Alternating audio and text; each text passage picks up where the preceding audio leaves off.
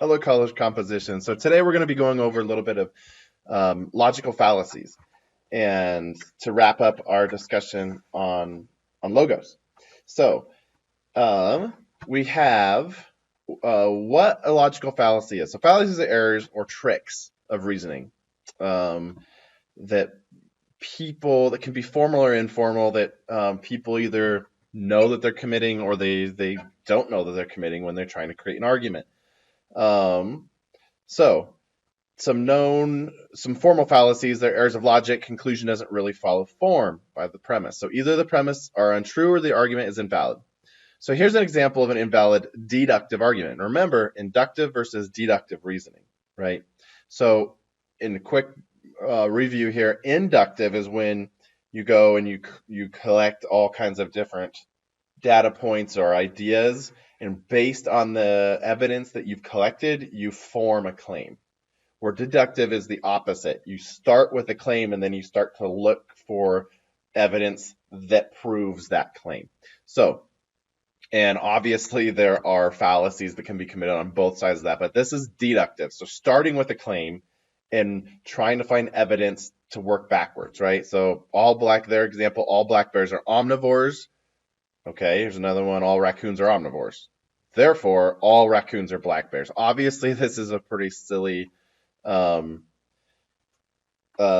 example, and that's what they're kind of saying, like this is silly.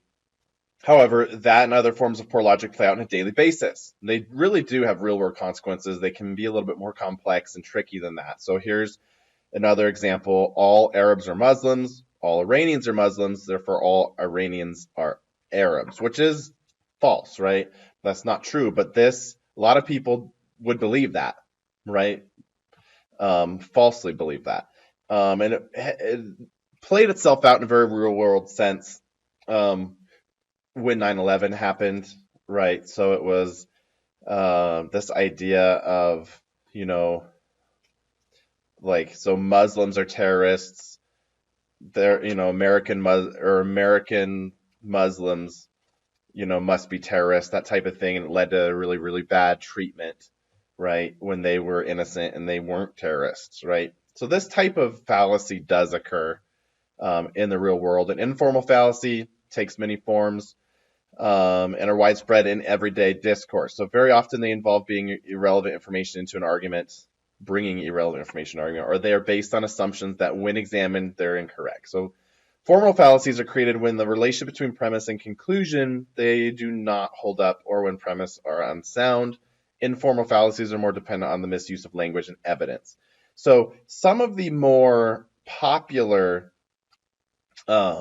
informal fallacies that are out there is the post hoc, right? And we have a video on our website that kind of goes over all of these with some good examples. But post hoc is just because one event happened before another event doesn't mean that the first event caused the second event.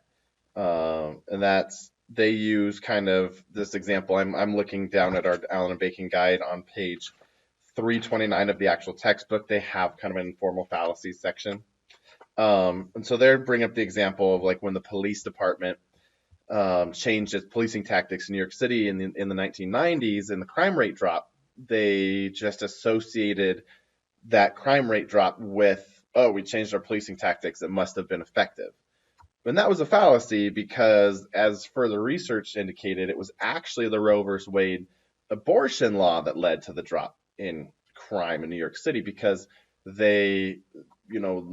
more babies were not being born into poverty and turning to a life of crime when they grew old enough. So back from Roe versus Wade, from a generation before, was actually paying dividends the next generation forward, and it wasn't actually police tactics. So that's post hoc.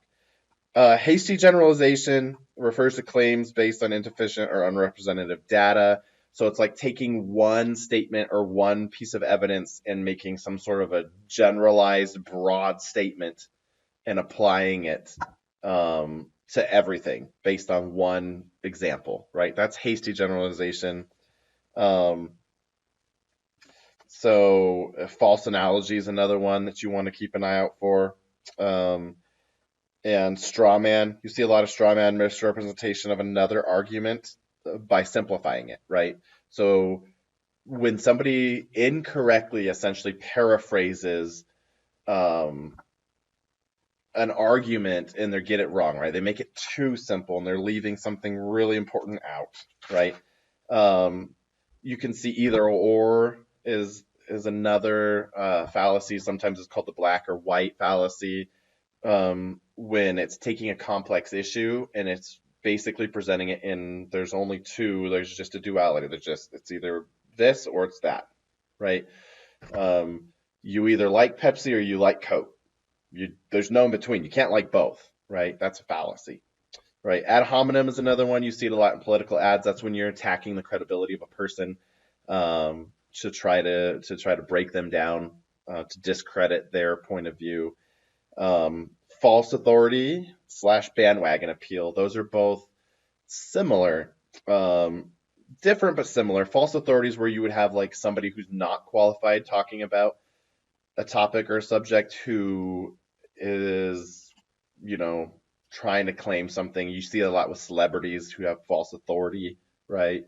I recently saw an ad where Michael Douglas was promoting a candidate that's running for presidency, and he was like, "And I played a president in movies, so I know what I'm talking about." And it's like that means nothing that you played a president in movies, right? So that's false authority.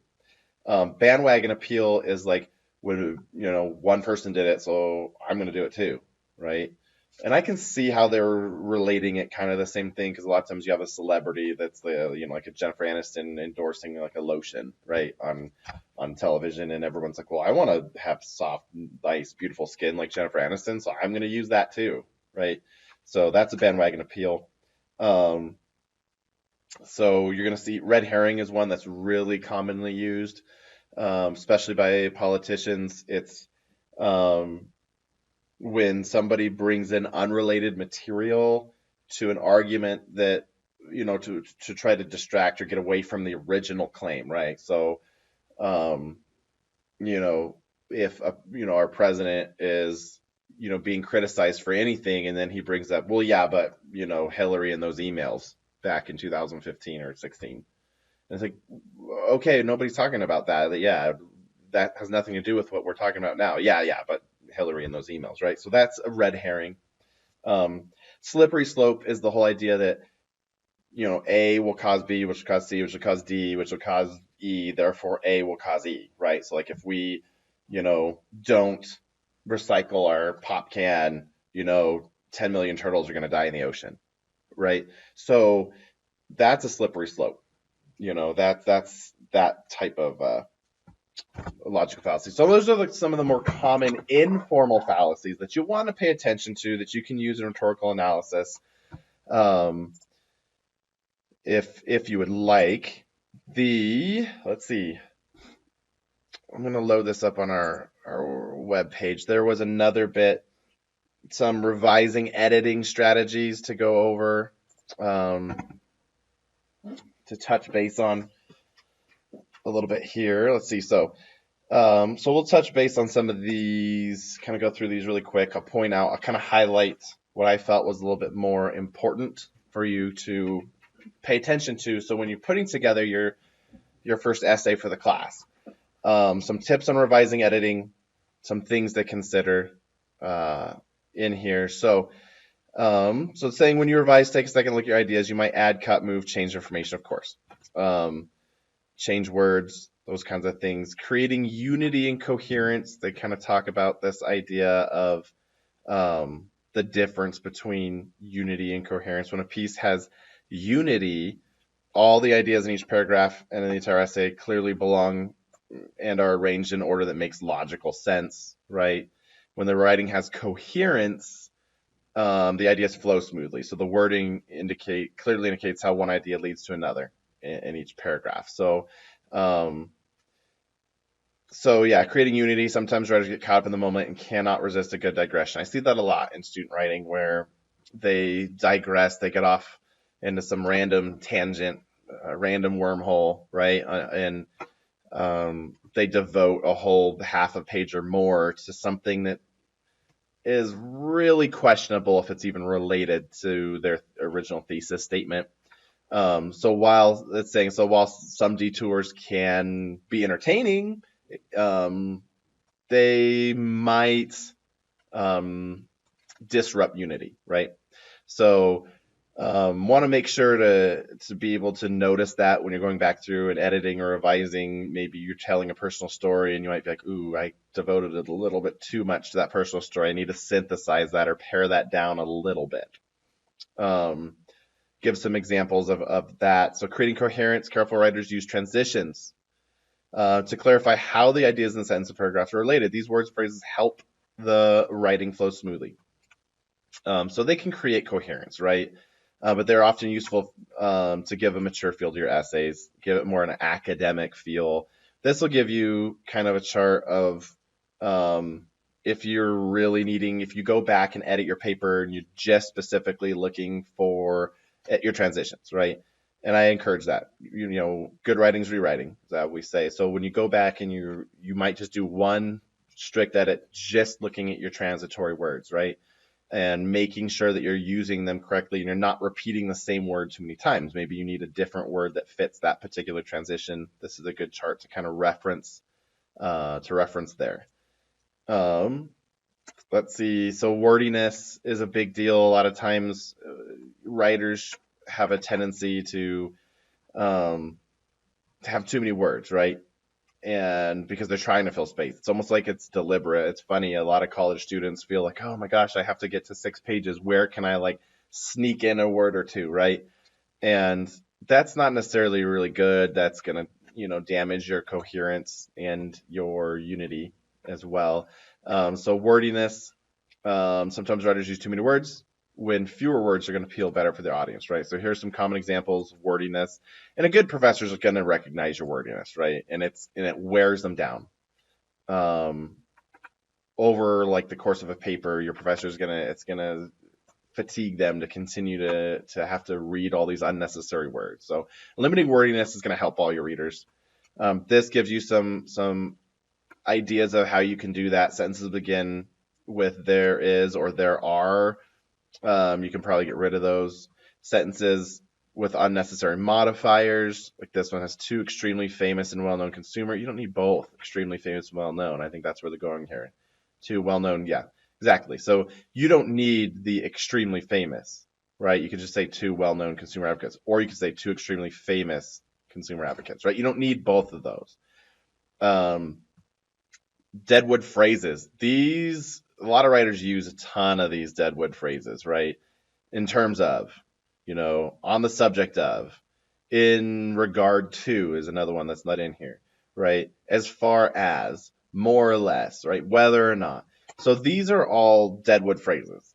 You don't need to say those things. You can just edit those out. Pay attention to your sentences in passive voice with the form of the verb to be. They often create confusion. That's true.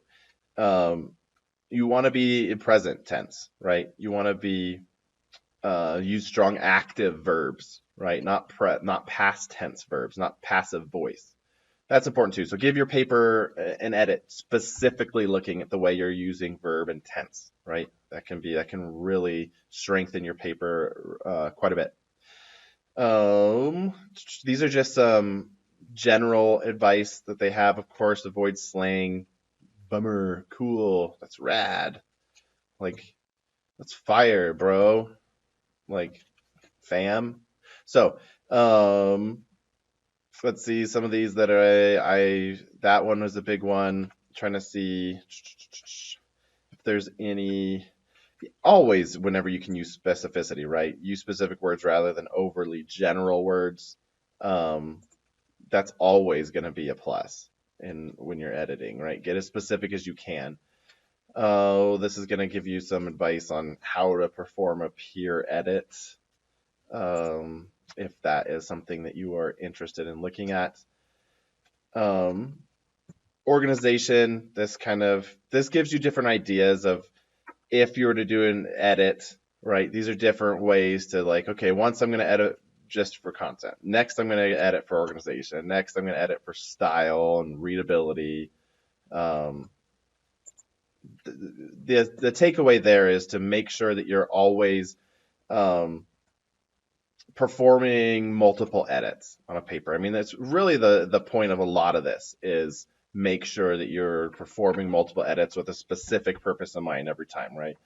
And that's something that beginning college writers, it takes them a while to learn the value of, right? A lot of times they like to write that paper right at, an hour before it's due and turn in their first draft, right? And when really, if they would have given it the proper amount of time and effort, they would have got an A instead of the 50% that they ended up getting. These are some things that you can look at with specificity, like when you're editing, right? You can do an edit just for spelling, an edit just for punctuation, edit just for grammar, um, facts, right?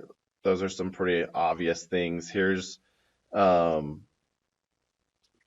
this chart right here is going to kind of go over different kind of, you know, parts of punctuation marks that you can look at how to use them correctly if you struggle with it. Um, Comma is a lot of people mess up commas. Usually, when you have a conjunction, they usually have a comma after them. If you can identify it as a conjunction, these are going to give you different ways to use commas, introductory phrases, transitory words, however, therefore, separating more than one adjective. You might see it in lists. I don't know if they go over that in a second, but commas, addresses, dates, titles. Doesn't look like they do lists. This is more of like lists. It's really, three or more of anything you want to use commas. This kind of just goes over a lot of the ways if you struggle, and you'll learn as a writer what in particular things you might struggle with. What's your strengths? What are your weaknesses? And that was the end of what we were looking at. So, but yeah, some of my best advice too, when you're talking about editing and revising your paper, your work, is to have somebody else look at it, right? Or take a break from it, right? When you're done writing, you sleep for the night, get away from it, go get away, go do something else, get your mind off of it, and then come back to it. Sometimes you're too close to the forest to see the trees, so to speak, or vice versa. And so, or have somebody you really trust look at it, right, and edit it, and have them look for specific things that you want them to look for. That's always a really good strategy. I would always, always, always do that before you turn in a paper. Well, I hope some of these ideas helped you between whether it was specific fallacies to look for when you might be rhetorically analyzing logos, or through some of the general strategies or general things to look for in, editing your paper. Other than that, I will talk to you next week. Take care, College Common.